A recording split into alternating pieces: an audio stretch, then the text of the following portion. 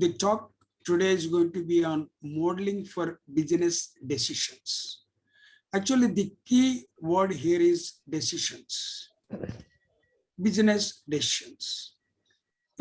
Every businessman, every executive has to take decisions. That's what they are paid for. Very often, we end up taking decisions based on our past experience. That's what actually makes the work experience valuable. So we use our experience. Sometimes you start looking at data, convert data into information, use that information to make decisions. When you are planning to use information for making business decisions, one of the modern approaches is to approach it from modeling dimension. Can we take the information, model it in terms of a mathematical model, which will facilitate decision making? This kind of modeling requires certain amount of background in terms of how we are going to translate the business problem into a mathematical model. The entire approach started only a few years ago, but within few years, it found wide applications across all departments of يعني تعبنا وده ها Can we, I request everyone to mute themselves. Right. Okay. So let me start with what are our objectives. The objective is to understand application and use of what we call decision models, optimization models. How do we look at different types of models, look at different applications, and extract the strategy that need to be implemented for that particular application? So the module is going to be completely application oriented. Second is to understand the assumptions made for each model. Obviously, you need to make certain assumptions in building the model, analyzing the model, and strategizing based on the model. So need to understand what assumptions we are likely to be making, point number one. Point number two, what happens if some of these assumptions do not hold good? So how do we change our strategy if some of these assumptions don't hold good? Next is identify and formulate a problem as a decision model.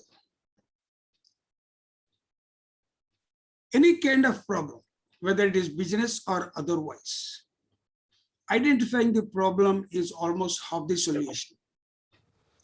Here, our concentration is to take that problem and formulate it as a decision model. So ultimately, when you get the solution, it has to give you a decision alternative. Once you formulate the model, obtain the solution for the model. Now, once you get the solution, you look at the different dimensions of the solution. If there is some dimension which you are not very comfortable with, not very happy with, for example, the model may come back and say you need to hire 10 engineers. You may not want to hire 10 engineers at that point in time. So you do something called a sensitivity analysis. What would happen if I hire only 8 engineers? What would happen if I take a different logistics route? What will happen if I look at a different alternative raw material? So you carry out the what is called the sensitivity analysis until you come to the feeling that whatever solution you have, That's what you like implementing, you're comfortable with it. And of course, last step is actually implementing the results of the model. So these are the objectives. Let me explain what we mean by the modeling approach. Remember, we're talking about taking a business problem, converting that into a model. The first aspect of modeling is provide a rational basis for decision making. Basically, what we are saying is don't talk about gut feel. Don't talk about this what my experience is. Don't talk about saying that this is what others are doing. Come up with a rational explanation which will facilitate decision making. Idea is today's business decisions happen to be extremely complex. Today there is nothing like a single silo approach to any kind of business problem. So you cannot take any problem and say this is marketing problem, this is finance problem, this is accounting problem, this is HR problem. Doesn't work that way. Do something in marketing, that's going to impact your production. Whatever happens in the production will impact your human resources. That in turn will impact your accounting and finance. Then all this together will impact your supplier. It will impact your logistics chain. So anytime anything you touch will have an impact on everything else in business. So these are very, very complex problems. How do we convert this complex problem into a model so that wherever you touch, the model can tell you what are the implications across the entire business. So it solves the complex problems.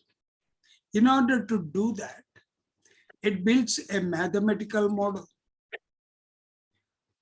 Like it or not, these mathematical models, the solution itself is going to be complex. Building a model will make it as simple as possible, will make it as easy as possible, but the complexity is in getting the right solution. So we use computer software to get the solution for the mathematical model. As I mentioned earlier, these computer models will talk about organizational systems, people, machines, your processes, procedures, so on and so forth. Finally, we use different analytical techniques, especially using data, numerical values, to make not only decisions, we will even attempt to make predictions about the future. In other words, if I take this particular decision, how will it impact every aspect of business 1 year from now, 2 years from now, 5 years from now? We can even make those predictions. Let me quickly give you a flavor of the kind of applications. These are actually implemented by different companies. I'm sure all of you heard about United Airlines in the US. They are very well known for implementing business models. I'm just giving you one of those implementations. They invested about 15 million US dollars in an algorithm-based system.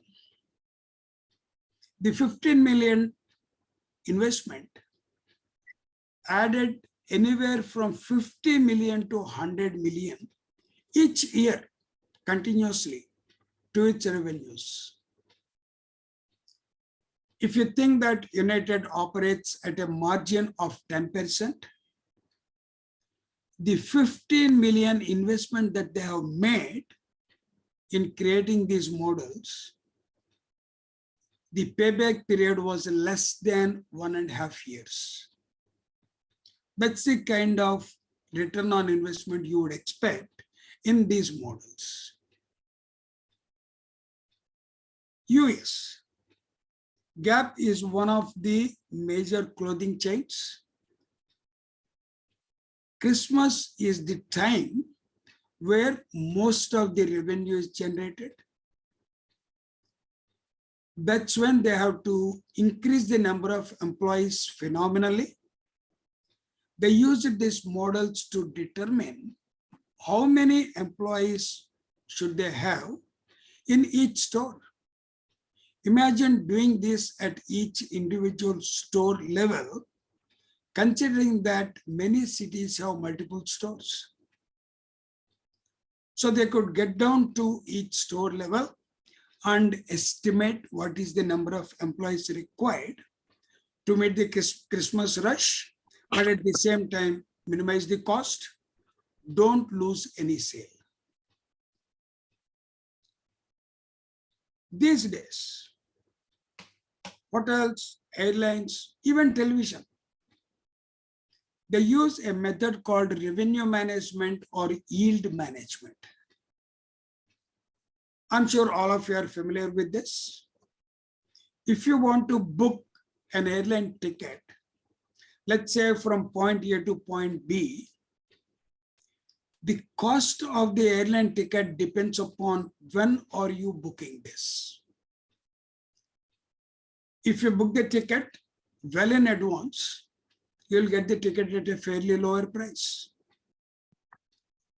As the time of travel or the date of travel approaches, the cost of the ticket keeps increasing. The airlines has a major issue on this.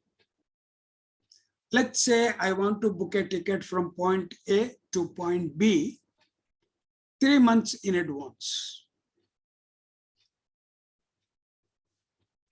If the airlines is willing to sell me that ticket at a fairly lower price, I'll pick up that ticket. Look at it from the airline's point of view. Once that ticket is issued to me, that seat is not available for anybody else. If, let's say, 48 hours before the departure, somebody is willing to pay, let's say, 5 times that price, but unfortunately, that seat is not available because it's already sold to me 3 months ahead of time. So the airline is losing a huge amount of the revenue. On the other hand, if they don't sell that ticket to me, hoping that somebody will pick it up, let's say 24 hours, 48 hours before departure. And if nobody picks it up, they lose the revenue. The seat is gone once the flight takes off. Believe it or not, airline seats, hotel rooms, these are perishable commodities. Once the flight takes off, all the empty seats are gone. This is how hotels, airlines will have to decide how much to charge at what time. That is what is called the yield management or the revenue management. Many of these airlines, many of the hotels do apply these modeling techniques to decide what should be the price at what time. Objective is maximize my revenue. Let me give you some more examples. Manufacturing. One of the major issues for any manufacturing industry is management of inventory. If I don't maintain enough inventory, my production suffers because of lack of raw material. But if I maintain too much of inventory, there is what is called inventory carrying cost.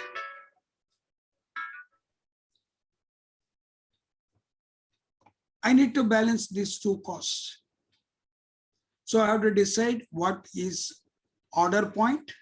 In other words, what is the minimum inventory I have to keep at any point in time? When do I place an order for replenishment? That's called reorder. When I place the order, how much should I order for? This is what is called the reorder quantity. Then, of course, to make things more complex, my supplier cannot guarantee the supply delivery within certain time. My supplier always says, I'll take anywhere from 24 to 72 hours, depending upon what's happening in his manufacturing facility.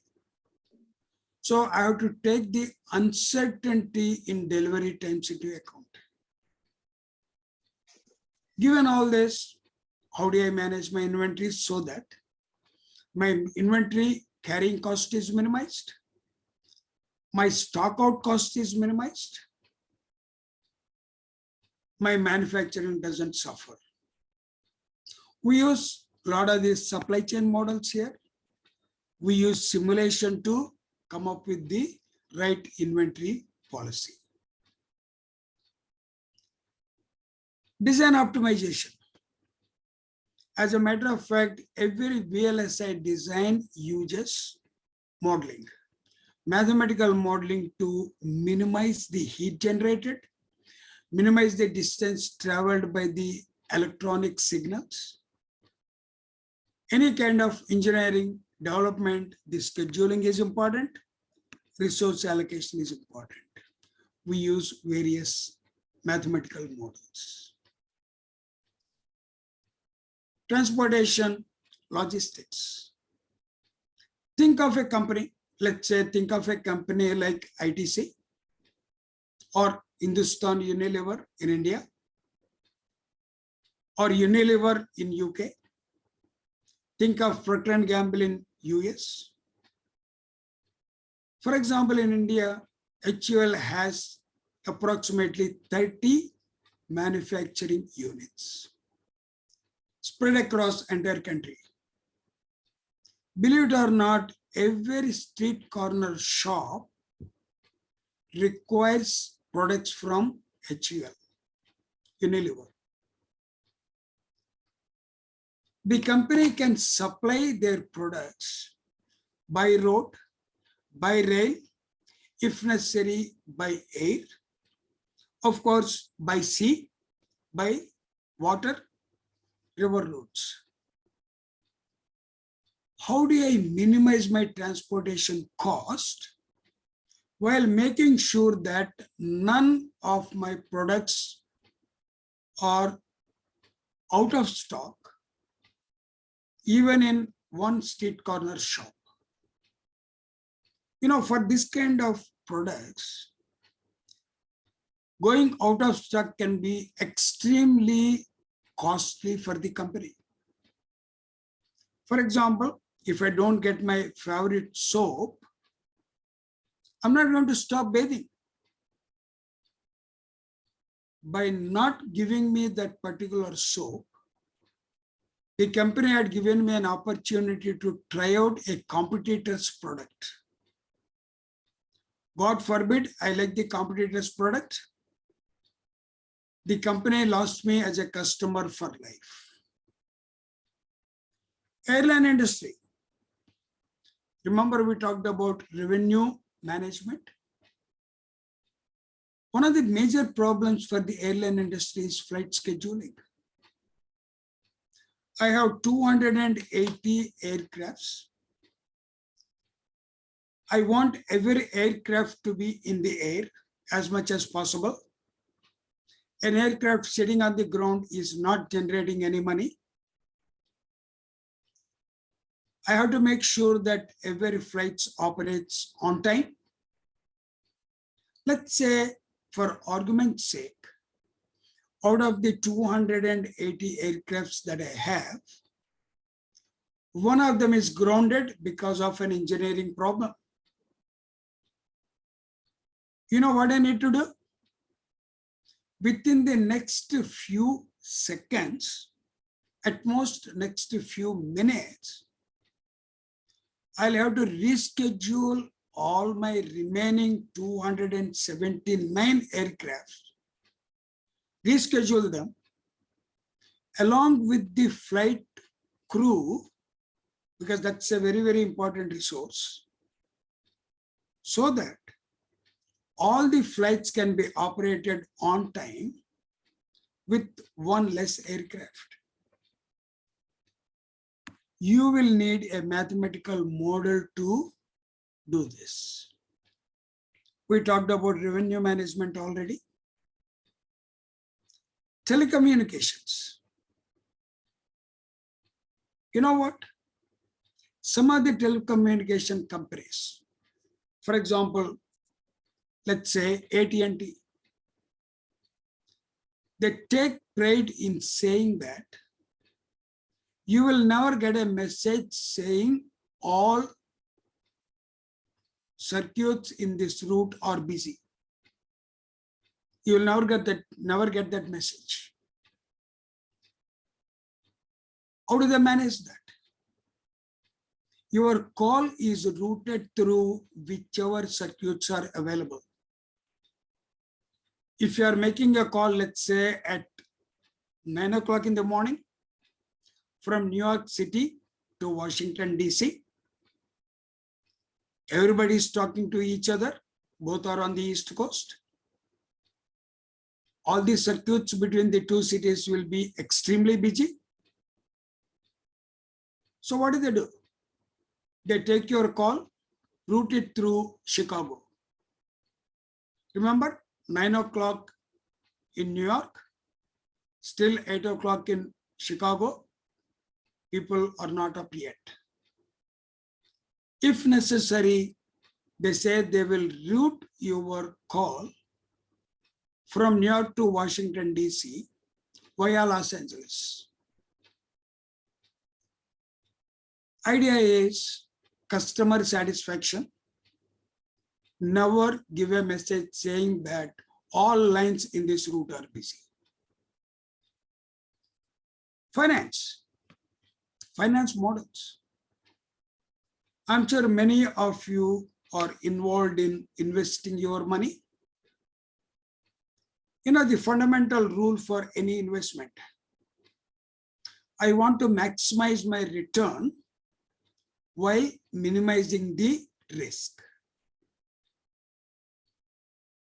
So, given that objective, how much should I invest in different companies? Forget about companies, different investment opportunities. Each investment opportunity carries its own risk, its own return. Given my risk-bearing ability, given my aptitude for return, can I create a model which will minimize my risk while delivering the desired return? That's what is called the quantitative finance modeling. What I'm trying to explain to you is, look at the kind of applications. We actually even say that there is no business problem in the world which cannot be modeled to get an appropriate solution.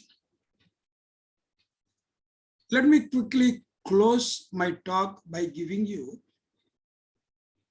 the process through which we build these models. Obviously, first thing is to identify the problem. For me, there is never a problem. If you are thinking of a problem, that's an opportunity for me. So identify the opportunity. Understand the system.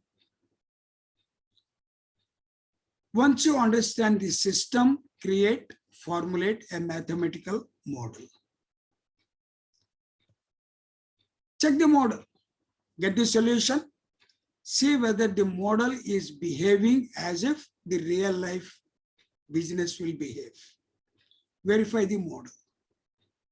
While you are verifying the model, you are going to generate different alternatives. From those alternatives, select the best alternative. Look at the results of the analysis and finally implement. Evaluate the results, whether implementation has given you the desired results or not. And of course, among these 7 steps, there are a lot of feedback loops. For example, when I'm formulating a mathematical model, I may realize that I read the problem wrongly. So go back, look at the problem, look at the opportunity all over again, then continue forward. Even at generating the alternatives, I may find that I did not replicate the system correctly or completely. So feedback loops exist at all levels. Ultimate objective, I need to get a solution which is implementable, deliver the expected results. All right. The focus will be on the truths. So these are different topics that we'll be covering. I'm not going to go into in detail of these at this point in time, but the focus is on formulation, not on mathematics. That's the important part.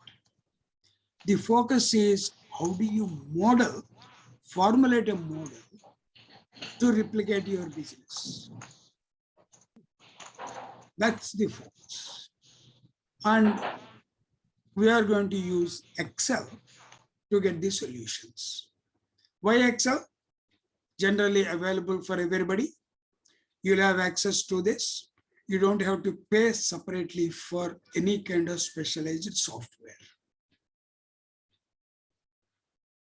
I hope I had given you a not very detailed, but a fairly decent bird's eye view of what the module is all about. Yes, Professor, Thank of you. course. Thank Yeah. you. I just overshot my time by about 5 minutes. No, that is fine, sir. I think you have given a very good idea using use cases for people to understand as to what business modeling is all about. And while one thing I must say is that if you Google that what problems can be there in modeling for decision making, the first thing, Professor, that always comes up is using a wrong model for making a decision. That's right. And I presume like for any computer system, we follow GIGO, garbage in, garbage out.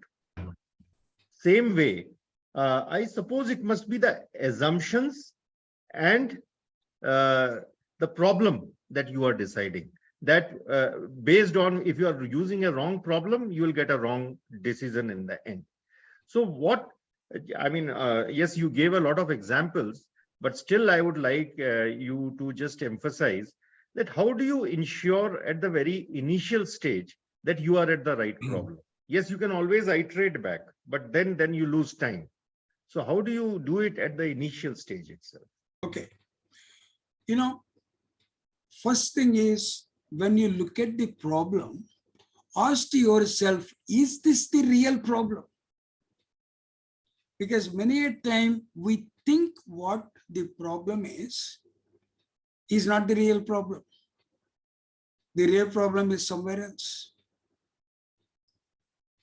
So first question you have to ask yourself is this the real problem or is it sitting somewhere else?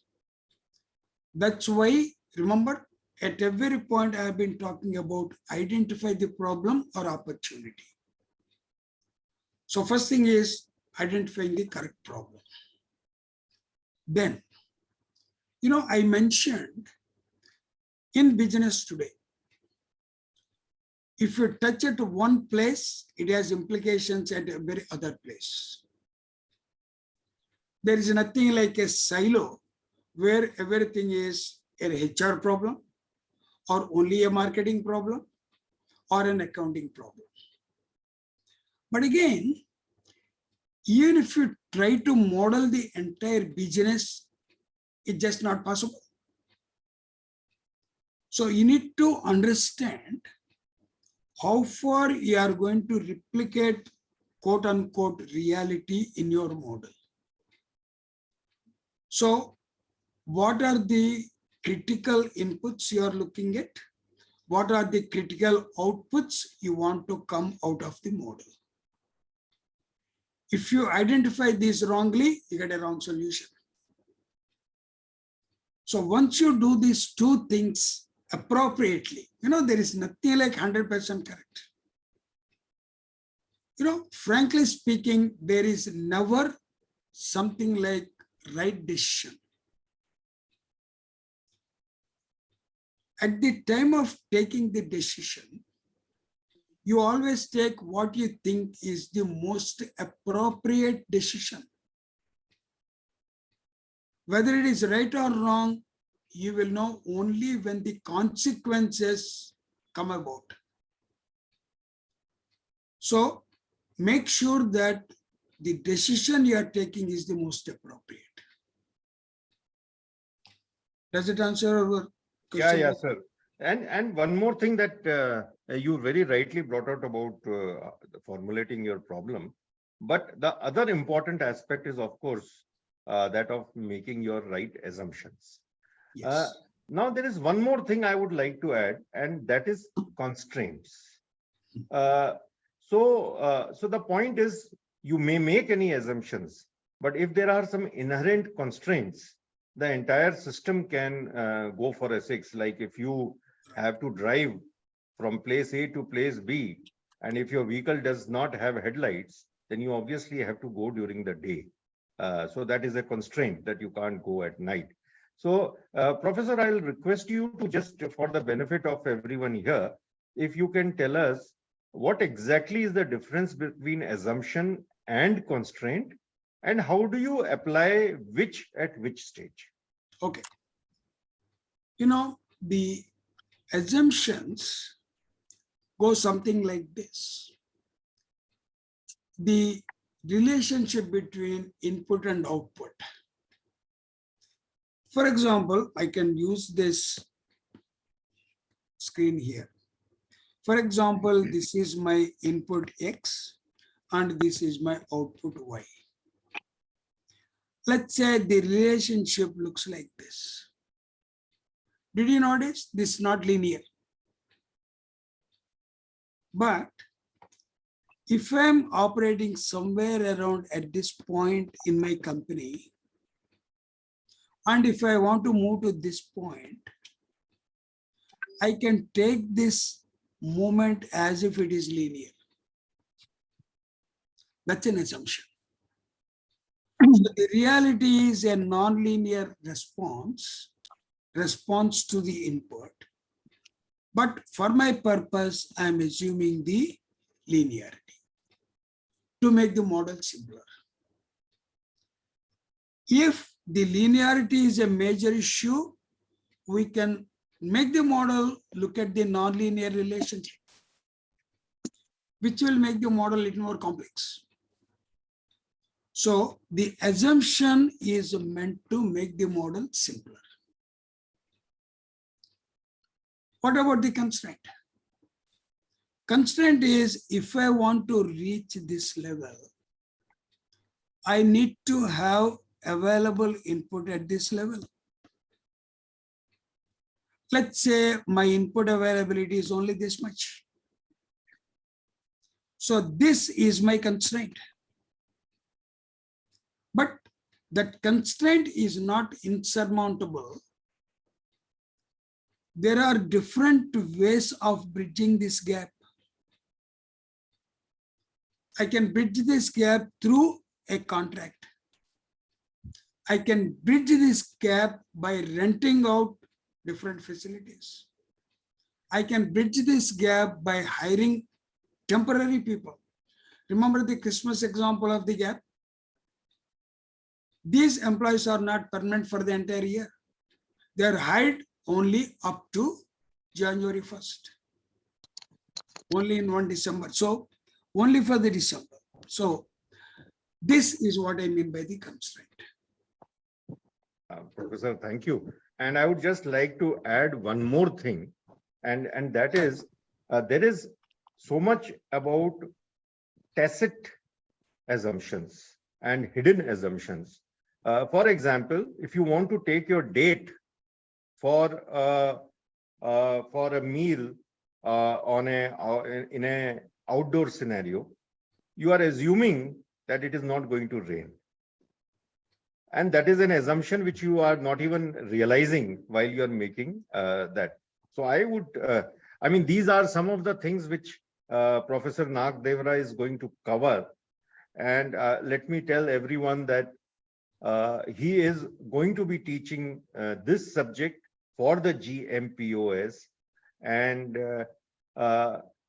this learning will enable you to take decisions in conditions of uncertainty. See, one of the biggest problem in making a decision is that uncertainty is something which you can't talk about. You don't know about it. That is why it is uncertain. And these will help you a lot. There have been a large number of students. We run a parallel program which is known as Advanced Management Program in Operations and Supply Chain, where a number of students have learned from the professor, applied it to their own businesses, and have had phenomenal success. So that is what I want to bring out to everyone, that these are some things which you can never learn in a Google or somewhere else, like how to make, what are assumptions, what are constraints, how do you understand assumptions, how do you identify the problem. If you got it wrong, then you have got everything wrong. That is the point. And so as Professor, I think this was a very nice session. And what we will request is that if there are any questions, you can put it in the chat window, and my colleague Assis is going to enable you to raise that question verbally if you so wish. So over to you, Assis. So if you the learners, if you want, you can just unmute yourself and ask your question. Assis, there may be too many people asking questions together, so it would be better if they raise their hand, and then you can control the person who is going to speak.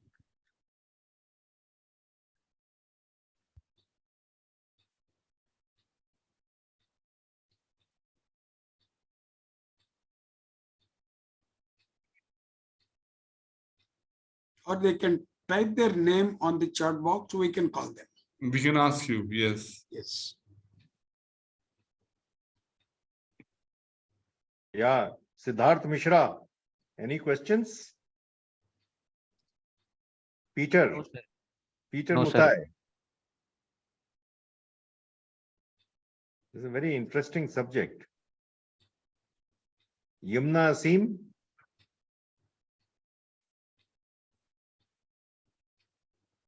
Yeah, Mr. Dipankar Bose, any questions? We have some time in case you are interested.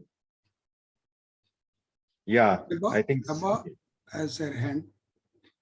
you can unmute it. Heba Sodoma.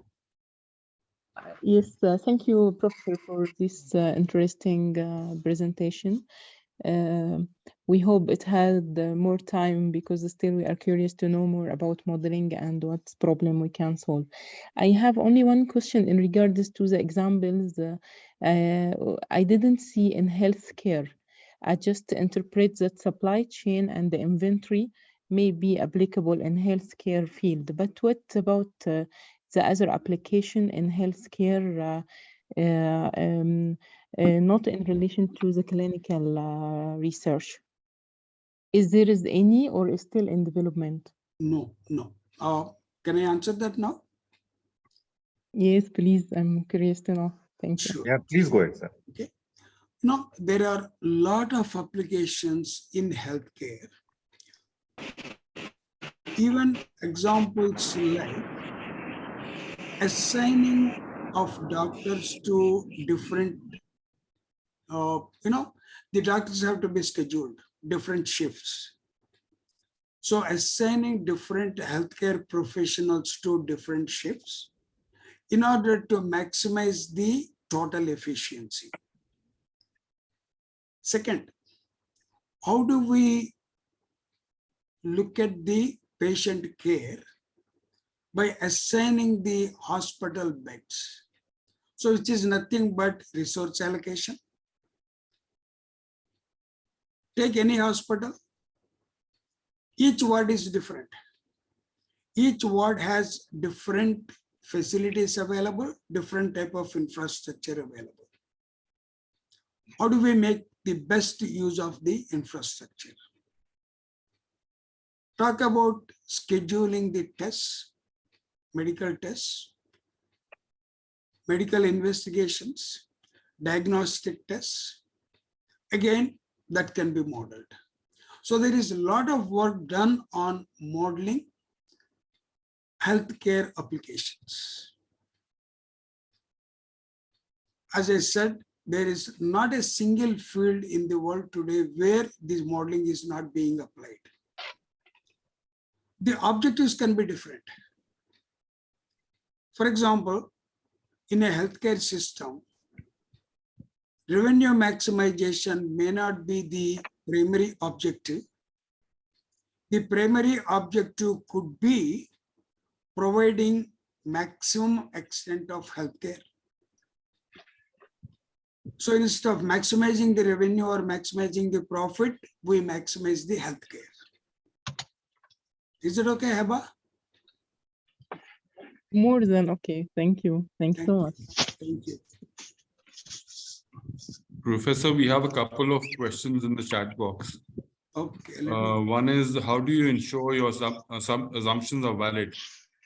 Does this come from personal experience, or is there a way to verify? okay. That's the one question. What are the ways to verify the model? Okay. All right. You know, the assumptions, remember, example I had given is the linearity or the non-linearity. Let me give you another example. If I'm producing, let's say, motor vehicles, the output got to be in integer numbers. I cannot sell 20.43 vehicles. I have to sell either 20 or 21. So the problem itself will lead us to the kind of assumptions we need to make. The processes involved will highlight the assumptions required. So I'll put it like this. If you have experience in the particular domain, it is helpful. But I have done modeling in fields where I don't claim to be an expert. My expertise is in modeling. So I can always take the help of a domain knowledge expert, validate my assumptions, and then build the model. Is that okay, William?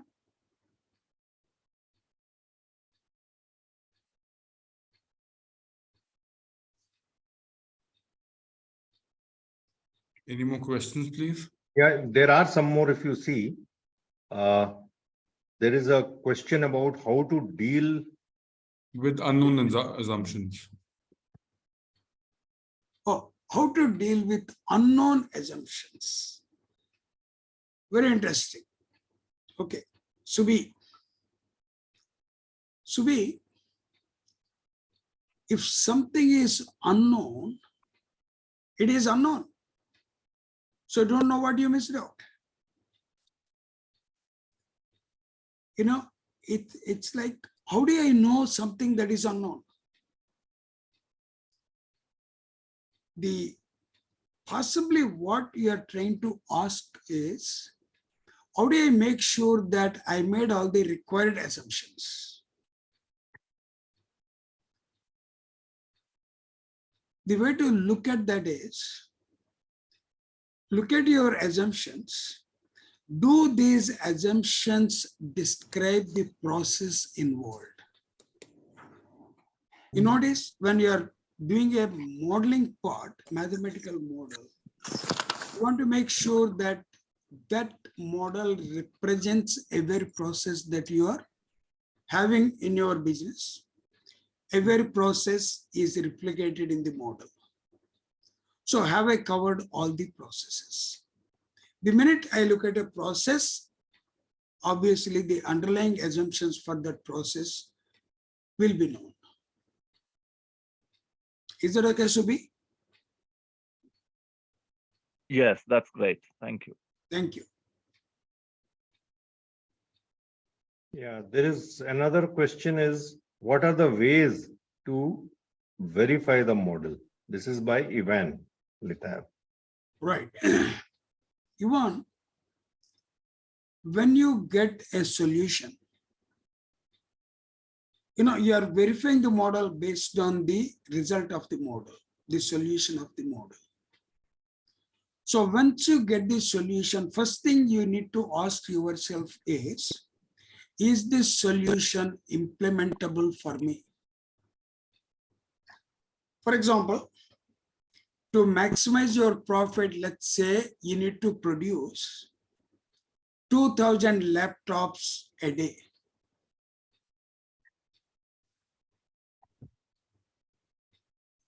Let's say the maximum number of motherboards you can get per day is not more than 1,500. If you had already considered that as a constraint, your model will never cross the 1,500 laptops. Obviously, you forgot one constraint, which is giving you an unimplementable solution. That's why I keep saying, instead of saying unimplementable, are you comfortable implementing this solution? So you verify the results of the model by saying, am I comfortable with this? Is it okay, Ivan? Thank you, sir. Yeah. Thank you. Yeah. Alango, you have a question? Yeah, there is a question also from Tapjyoti Sarkar. Jyoti Sarkar. Yeah, why don't you ask yourself? Hi. My question is whether the theory of constraints, or TOC, would enable one to ascertain the constraints to decide on the related or possible assumptions which should be construed for tackling the constraint and thereafter arriving at the solution. Okay, let me just ask you a small question before that. Did you read the book Theory of Constraints? Yeah, actually, I was trained into there through one of the preachers of the theory of constraints. Okay. All right. The theory of constraints actually talks about how do we manage the limited resources. Right. This theory of constraints today is applied to a large extent in project management techniques, especially when it comes to scheduling your resources. Correct. Any of the mathematical models require the optimal use of resources. So we can take the concepts from the theory of constraints and apply them, but that will be over and above the modeling. Is it okay now? Yeah, understood. Okay. Actually, we have 5 more minutes. So anyone having even a basic doubt are most welcome to ask the question. By the way, you can ask the questions about the program also, Yes. because this is your opportunity to clarify your doubts.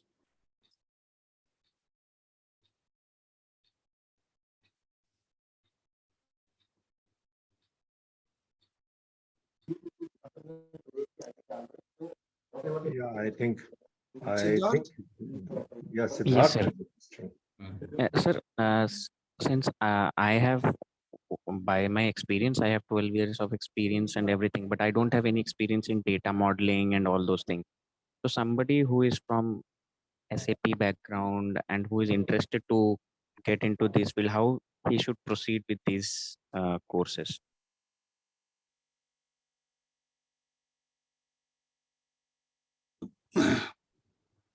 Raju, can I go ahead on this? Yes, sir, please. You know, you said you are an SAP consultant. Yes. You know, what is interesting about SAP is it captures what is. What we are talking about is what ought to be. So many companies use this modeling on top of SAP. So SAP feeds all the information required for us to not only build the model. Once we build the model, as things change, we need to keep on modifying the model also. So the required information is collected from the SAP database. As a matter of fact, there are enough software packages available which will actually take the data from any of these databases and convert that into the kind of data required for the model. So you don't need any background in modeling. That's what we are here for. The way we run the program is the examples are the applications cut across different industries. But as we move from one industry to the next, we also increase the complexity. So you will be able to apply these models with any kind of industry at the end of the program. Rajiv, if you want to add something more to it. Yeah, yes, definitely, Professor. So what I would also like to bring out is that as Professor has already said, that there is not much of mathematics, that Excel will do it for you. So what you need to be an expert is to identify the problem, to identify the assumptions. And once you have done that, the process in an Excel sheet is quite easy. And that is what you will learn when you do this course, as to identify what is the problem, how to go about, what are the use cases, especially what are the case studies. Like the professor would be giving you quite a bit of reading material to understand what it is. There could be one or two case studies which are from Harvard or Ivy, which could be utilized if so if that is required. And what you learn is from others' mistakes. And as they say, that the wise man learns from others' mistakes while a fool continues to do the mistakes. So you can be the wise man out here, and you can learn from the mistakes by very different kind of people in different kind of circumstances. And that is where the real value add which will come in this program. And as I said, there is going to be a lot of reading material which will be made available, and you will have plenty of time to read and learn about it. And in fact, Professor, right now, if I may request, maybe one or two books which come to your mind straight away, which any reading content which you can just quote right now, that would be a great benefit for the students. Sure. There is one book on spreadsheet modeling. Just one second. More. I don't know. That's the book. Spreadsheet Modeling and Decision Analysis by Ragsdale. That's a fairly thick book, but don't get carried away by the thickness of the book, because it tries to explain most of the intricacies in a very, very detailed manner. It also has a lot of use cases, case studies. Also tells you how to use Excel. So that's one book. Similarly, there is another book called Management Science by Albright. Trying to see if I can look at that book on my library here. That's another good book. Right. Okay. Professor, what is the name of the author of the first book? First book is Cliff Ragsdale, Okay. right there. Can you see that now? Yeah. Cliff Ragsdale. Ragsdale. Okay. Yep. Yeah. Thank you. Right. I think, thank you, Assis, over to you for the closing. No more questions. Thank you, Professor Nagadevara. Thank you, Colonel Rajiv, for your time today. Sure. And we have these sessions regularly every week, and we urge you to attend them. We'll be sending you the details, the links every week as we have them. And thank you. So we'll sign off now. Thank you, depending on the time zones. Have a good day ahead. Have a good night. Thank you.